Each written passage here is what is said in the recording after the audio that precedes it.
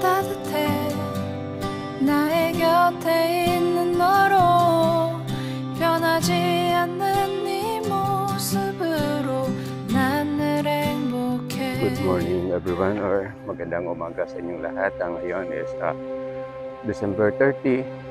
So maaga akong gumising. Punta ako sa downtown, bibili ako ng oil para sa Rosiplex ko. Rosiplex ng anak ko. I-change oil ko ngayon because it's already 3,000 kilometers na natakbo. Saka yung Suzuki Smash i-change oil ko. So today is December 30, results day. So bago ako bibili ng oil, pasyal muna ako doon sa sa mga area kung saan may maraming tayo para may nag-jog. So punta siguro ako sa Pantawan or doon sa Quezon Park na doon magaganap ng yung celebration for results day for December 30. So gawin ko lang ma-exit itong video ko. So gawin ko isa, doon na ako mag-start ulit. I-post ko muna for this early kasi mahaba na pag pataas pa pa. So dito ako dadaan sa Real Street. So ngayon is wala pang one way. This road is a one way, kaya early in the morning pa man. Time check 5:55 dito sa orasan ng ating Rosiplex. So dadaan ako sa Silliman University, punta ng Silliman Beach muna bago ako tutungo sa Pantawan to. Then pas ako na dadaan ako din sa Quezon Park, then doon mag-celebrate o doon sila yung tawag yun, yung celebrate about the result day. So turn right. So itong street na ito is going to Silimana. This is the bigger center ng Siliman dito sa banda left side.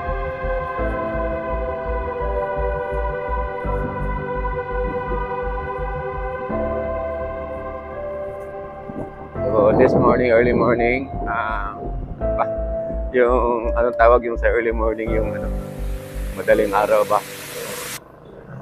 So wala pa ang tao. So I'm passing now Silliman University Road. So just hope na maganda yung kuha sa aking camera kasi minsan magloko ito, mukhang blurry. So dahan-dahan lang ako sa pagtakbo para hindi masyadong yung blurry. Okay, walang ito yung sport mode. So itong Rosiplex namin mag-6 na buwan na, tapos is wala pa kaming na-encounter na problema, although may mga minor problem, like example itong sa speedometer niya madaling magasgas, o saka yung sa headlight plastic lang kasi siguro kaya naman siguro tanan mga motorsiklo kahit branded plastic naman nagigamit. So ingat tayo sa pagpunas kasi yung una ginamitan ko ng yung ordinary rag, nagasgas tuloy. So,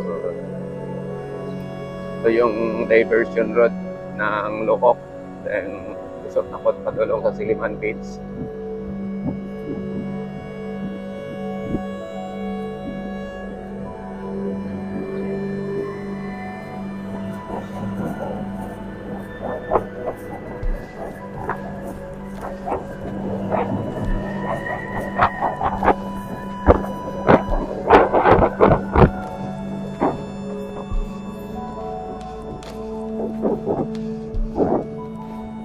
Daming aso sa daan. So, ingat tayo sa pagmaniho dito. So, ito yung Dumaguete City early in the morning. Katulad din siguro sa ibang lugar na wala pa masyadong tao. Konti pa lang lumalabas. So, siguro mga around 8 o'clock, dami ng tao dito. Just hope na makakuha ako ng yung daming aso. Kukuha ko ng sunrise ngayon doon sa Pantawan pagbalik ko. So, patungo na ako ng Siliman Beach. Tingnan nyo sa daan ng daming aso, tumatawid. So, dito na ako sa Escanio. And may maraming restaurant dito na madadaanan. Maraming nakaabang ng isda. Kita ko dito may relax. May nag-isda doon. Kasi nandito na po yung area na may dagat. So dito yung Cheesesteak Country. So starting here up to there to the Siliman Beach is may mga stall ng mga cheesesteak. So mga foreigner, mga turista magpunta dito sa gabi.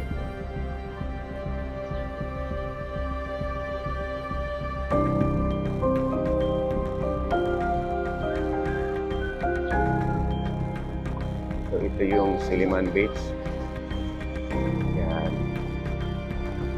So konti pa lang yung maliligo. Tapos kawayan. So ito yung itsura ng Siliman Beach. So ngayon balik na pupunta ng Pantawan 2. So ito na yung papunta ng Pantawan 2. So nadadaan muna tayo sa Pantawan 1, which is nandun yung mga nagbinta ng mga paputok dito sa Pantawan.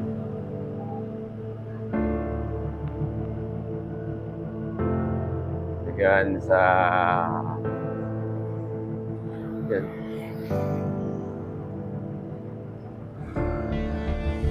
Nakita nyo yung yung canopy na sa harap ko, puro lahat yan mga paputok. So,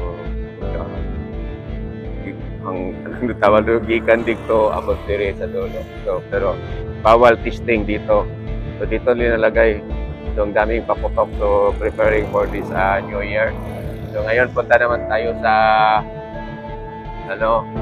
Pantawan 2. Kaya ako gumagawa ng video para naman update kung mga kaganapan ng tawag ko yun, nangyayari dito sa ating lugar.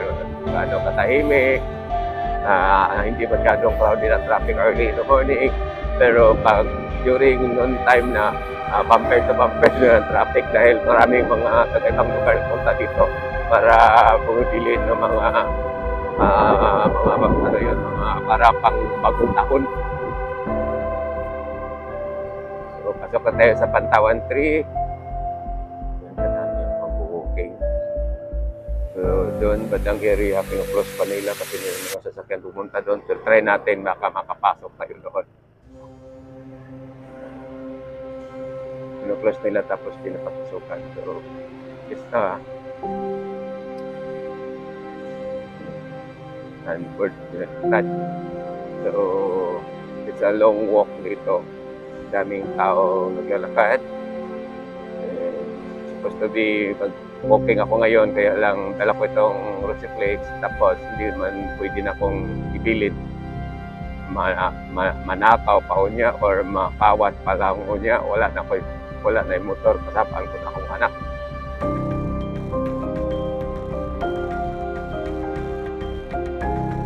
Try ko gagawin itong papunta doon sa dulo. So, and ang haba ko na pala nito. So, try ko for siguro mga how many days na bibidyoan kita. Lumusot, didiin sa last sa what we call this Banica Bridge. Diyan siya nagdidiin. Yung Bell Tower Church. So dito yung kadami. So ito na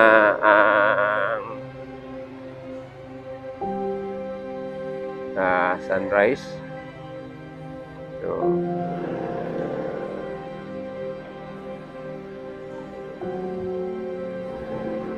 saan na tayo pipwesto?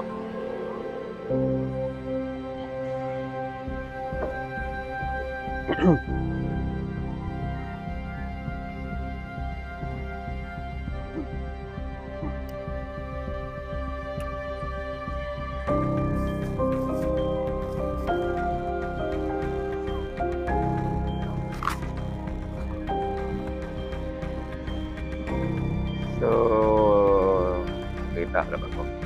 So I'm here na at Pantawan 3. Yan. So may mga naglalakad. So i-adjust ko para makita. Siguro.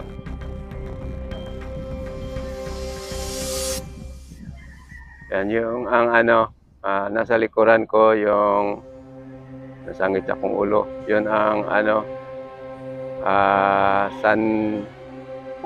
sunrise.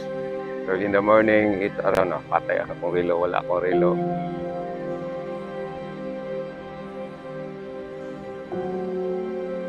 So ang dami mga tao naglalakad this early morning.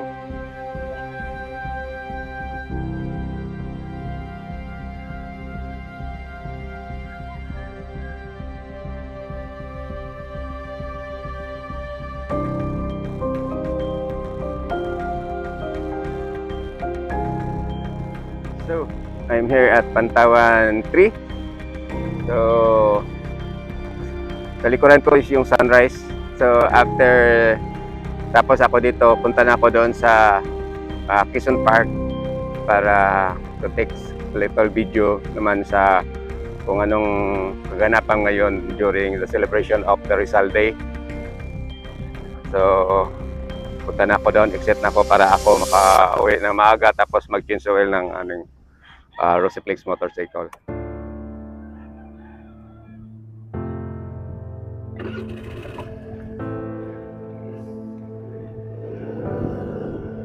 So pabalik na ako.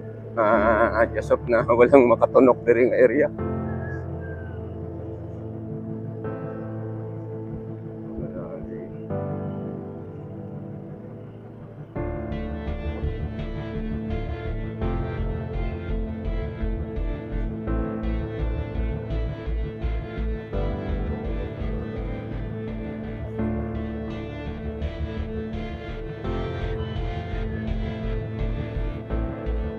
Dito sa area na Pantawan 2, Pantawan 1 at saka Pantawan 3, yung mga sport-minded, mahilig mag-intersesyo, magpunta dito early morning para mag-walking, yung iba mag-jogging.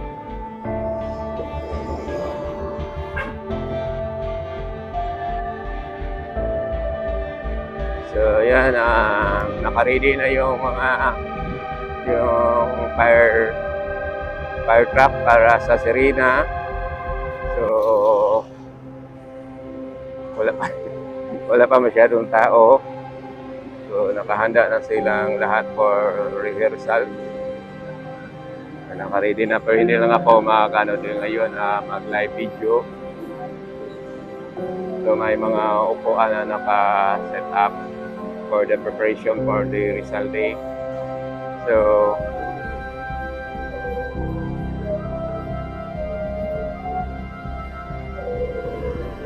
na. So ngayon hanggang dito na lang ako. Uwi na ako. I need to pauli. So maybe they started yung mga 7 o'clock siguro.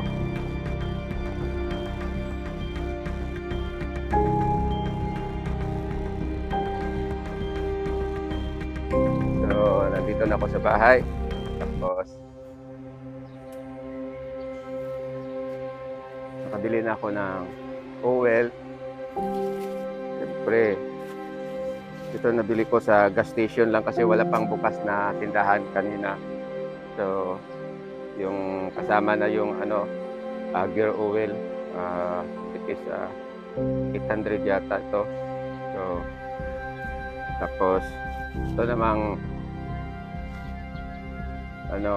sa smash namin, ito lang shell na pula. So mag-cancel ako with a separate video na naman. So for this morning, ito lang masishare ko sa inyo about my short tour doon sa Dumaguete City. So maraming salamat sa panonood. God bless you all. Have a nice morning. I hope you. Bye bye.